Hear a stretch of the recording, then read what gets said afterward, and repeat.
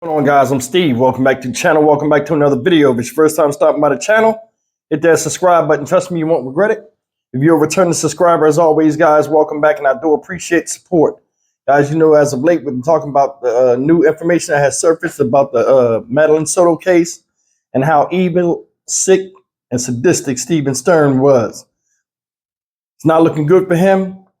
We already know what his status is. He got a trial coming up, and that's that. Earlier today, I did a video on the mom, Jen Soto, in which I thought about all of this stuff and all this newly released footage of things coming out.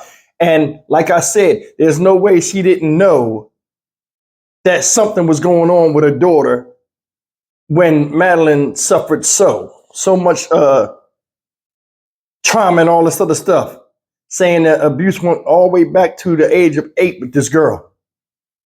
Still believe what I believe, but I'm going to show you something.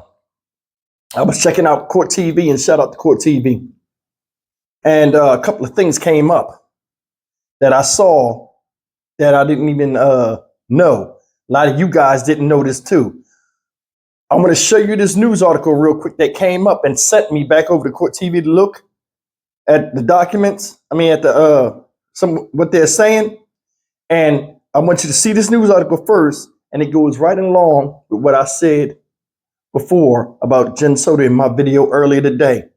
She was so worried about herself that it was a wedge driven between her child, Stephen Stearns. He was the puppet master pulling the strings, keeping everybody separated so he could run rampant and do what he wanted to do in that house freely. And that's not the only surprise I got for you. Stay tuned. Well, new evidence this afternoon shows what happened the night before Madeline Soto was murdered and reported missing. West 2 got hundreds of new documents from prosecutors, and as West 2's Bob Hazen reports, the evidence shows the night before she was reported missing, Maddie went to bed alone with her mom's boyfriend. These new documents from the state attorney's office say that Madeline's mom told investigators she wanted to sleep alone, so she sent her daughter to bed with the man accused of killing her. She wanted me dropped off at school. She wanted me. This video shows investigators talking with Madeline's mom, Jen Soto, and her boyfriend, Stephen Stearns, soon after they reported Madeline missing. At first, on February 26th, authorities say her mom told them that the last time she saw Madeline was in the morning before she left for school. But the next day, new evidence released by prosecutors say Soto had a different account. She told them she did not actually see her daughter in the morning. Instead, it was the night before. A detective's report says Soto told them around 11 p.m. she, quote, sent Madeline and Stephen up to a guest bedroom. She said they planned to all sleep together in the same room, but instead, Jen Soto, quote, stated she needed to get some rest due to her new job making her very tired. She would sleep better alone. In the morning, she admitted she didn't actually see Madeline. The report says, quote, she was woken up by Stephen taking their dog for a walk at approximately 7 or 8 o'clock. She further stated she didn't hear Madeline getting ready in the morning specifically. Investigators say surveillance cameras in their Kissimmee apartment complex caught video of Stearns driving his car with Madeline in the passenger seat, and she already appeared to be dead at 7:35 a.m. Stearns is charged with Madeline's murder and is in jail without bond. In Orlando, Bob Hazen, West 2 News. All right, guys, there you have it. She recanted the story. It's a big thing about, whether she was there or not there in the middle of the night or so on and so forth, because she supposedly worked this certain shift. She ordered Stephen and her own daughter to go to bed. Are you serious?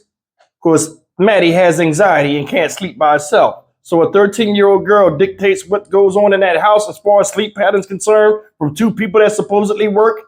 That don't even sound right to me. It don't. What's going to happen if she sleep by herself?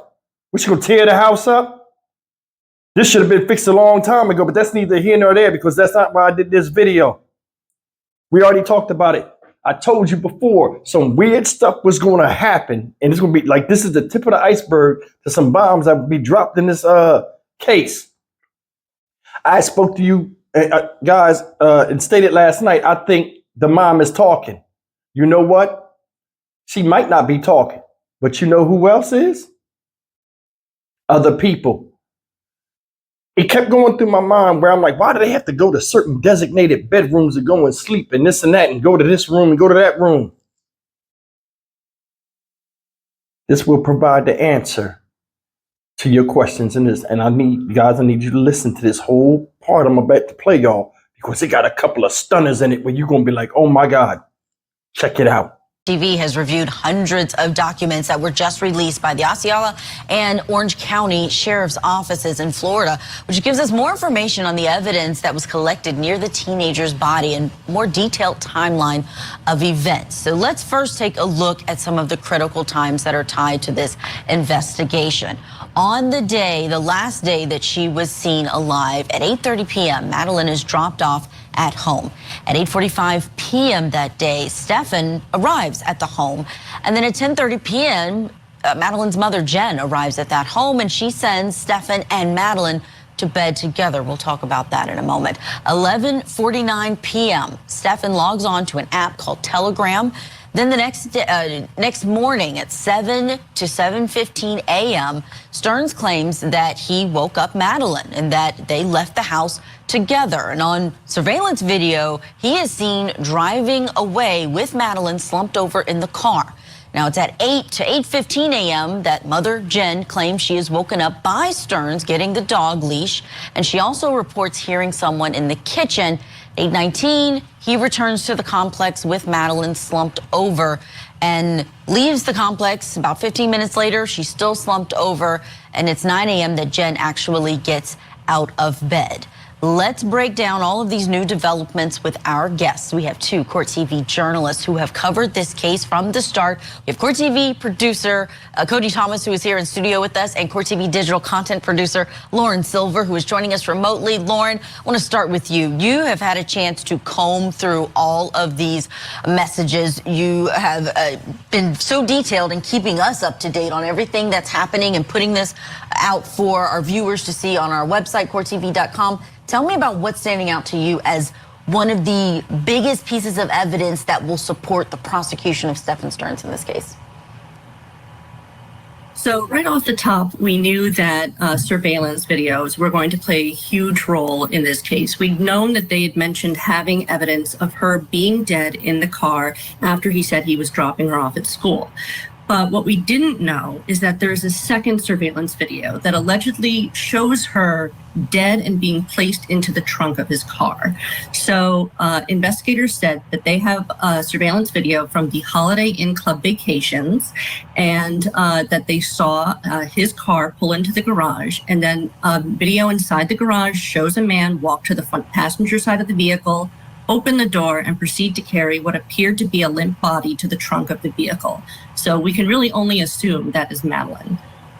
Really disturbing, and likely will have a big part of this case. Also, we're hearing more about people who police talked to. So one of the people that talked to police was Stefan Stearns' ex-girlfriend, who described him justifying sleeping with this child even when he and Jennifer had been separated. So he was no longer in a relationship with Madeline's mother, but said he was returning to sleep in Madeline's bed, saying he needed to cuddle with her so she could fall asleep. So that is just odd. The change in Jen Soto's story, I think, also jumped out to me off the page. You mentioned it in the timeline. Originally, we'd heard that she claimed to have seen Madeline at 8 a.m. getting dressed that morning. And we know, based on what police have said, that she was seen dead in the car at 7:35. That couldn't have happened. Now she has clarified to police that what in fact was she heard voices at 8 a.m. And because there are two roommates who lived in the house, there's no way to know who those voices were. Wow. It's so many terrible details that we already had in this case, Lauren, and now we're hearing more about the relationship inside the home. Can I ask you a follow-up of this dynamic? I know you know so much about this case because you've been following it. The amount of time, do you know about the relationship between Jen and Stefan, the amount of time that they had been together, what the status of their relationship was, and anything more you can tell us about this app, Telegram, that we mentioned in the timeline? I don't know too much about Telegram, but I can tell you that Jen and Stefan had been sort of in an on-again, off-again relationship for at least 7 years. The videos detailed, we have over Police have said they have over 1,700 files that they found on his phone. A lot of them are pretty detailed, and one specifically mentions her being 8 years and 4 months old. So we can assume that this abuse went back years. We also know that he had moved out of the house. The three of them had lived in that house with the roommates. He moved out in December 2023. He told police he did that because his father had gotten him a job. That job later fell through, and he said he was trying to move back in. But it does appear he was still coming to the house and staying over even during that separation, as he told his girlfriend at the time. Lauren, thank you for those details. Did you hear that? Did you hear that? Their on again, off again relationship, he still was coming around her to sleep with her daughter. She would call him. I'm really tired tonight. Can you come over here and sleep with Maddie? I want to sleep alone. They said he had Maddie in the car at 8:30 or 8:40 when he was at the house while Jen was still asleep. You know why? Because he know her sleep patterns. I told you this woman was a convenience for him. Any pressure he put on, he could take off of her to unburden her from dealing with her daughter and just getting her sleep and so on and so forth. He did. It was a triangle. He was playing everybody out, both sides against each other, mother, daughter, certain times. He understood their relationship and he could manipulate the whole situation. You had her dead in the car while her mom was upstairs asleep. She came home at some time in the morning. There were roommates in the house when he killed this girl in the house. That's why I said I think she died of strangulation. He did something to her in the bed. Can't hear it. A bunch of moving on the ground. It'd be too much to struggle. How sick can you be, man? They're roommates. She may not be talking, but they talking. Now, I don't know. I think she gonna try to go for immunity, or they done told, because remember, she recanted her statements. Now, behind closed doors, they want Stephen. She ain't really in the big picture, I honestly believe, because how bad this case is, going all the way back when she was 8 years old. But I'm telling you, when them people, them roommates started talking, now she had to change the story up. She had to change the story up. You cannot tell me she don't know what was going on and didn't have nothing to do with it.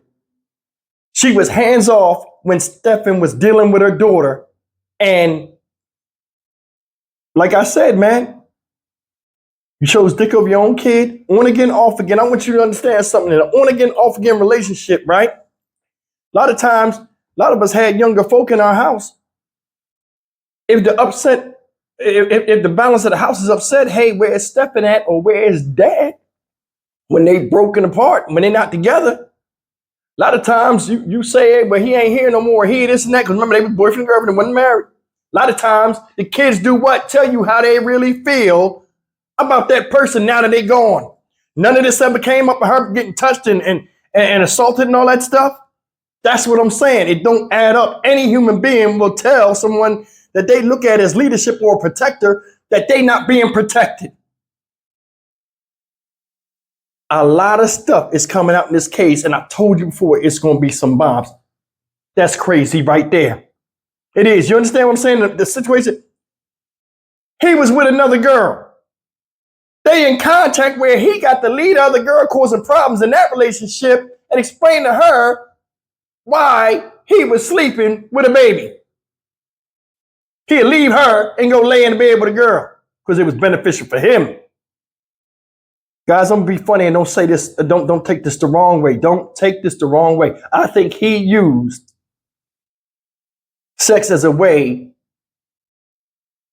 with this child at a younger age, sexual favor, for him to say, well, if I'll get up, I'll leave. I'll leave. I'll leave. If you won't do what I ask you to do, I'll leave. You have to sleep here by yourself. Tell me I'm lying. This is an evil son of a bitch. This is an evil motherfucker. How do you do that to somebody? Play on their fears and just, man, this is bad, y'all. This is bad. Roommates in the house, you doing this? You drove around with a body in the car. Her mom upstairs asleep. You killed her in the house. Jen already knew. Oh, I'm not going to land there with you. I need my rest, Stephen. Do whatever you want to do to this girl while you in there on cloud nine about your fucking new job and how tired and shit you are. It's better for you to get your fucking beauty rest while your daughter's getting tore up in the other room. He killed her in the house with her mom. Think about that. This guy never thought he was going to get caught. You know how comfortable you gotta fucking be to commit the atrocities, let alone on somebody alive, but to do something to somebody where you in their life and the person closest to them is in the house. I'm done. Listen, hit me in the comment section, man. Ain't there some crazy stuff? Tell me what y'all think now that y'all done heard that. I'm Stock Market Steve for the Dynamic Reason channel. As always, like, comment, share, and subscribe. The audacity of this whole thing, and then the boldness and arrogance of just to do something like this, where like any different thing, he could have been caught. And he still took that risk, or still thought he was smarter than everybody else, is what aggravates me the most. You disrespected her in life, and you definitely disrespected her in death. Said she was found in a fetal position with sticks on her fucking face. Are you kidding me? I'll see you in the next video. Take care. Yeah, and one more thing. To summarize this whole thing up, Stephen Stearns was put in a position because of the irresponsibility of Jennifer Soto and the way she is with her submissiveness and instability as a person. Right? He knew how to play all of them. Maddie's a young girl. He knew how she thought. He knew what she liked and what she didn't like. He's a grown-up. He had a mind that she couldn't even catch up with. And it was a demonic mind at that. Her mother was lazy, worried about herself, worried about keeping this dude. And the reason why I'm telling you this last part, the app, they said he was on the app Telegram. Do y'all know what Telegram is used for? It's an app where you can send messages, but a lot of times the messages are encrypted. And it says, you know, you can send secret chats to people. Think about that. Photos, everything. It's on a thing where, you know what I mean? It can't be traced a lot of times, or encrypted. It's an encrypted type message. Why would you need that if you're a family man? I just wanted to add that. Thanks for listening. Be prepared for more craziness to be coming out. Because if he doing secret stuff like that, sending secret chats and messages and pictures and stuff, who was he sending them to? And why would he do that? While laying in the bed with a child. Thanks for listening.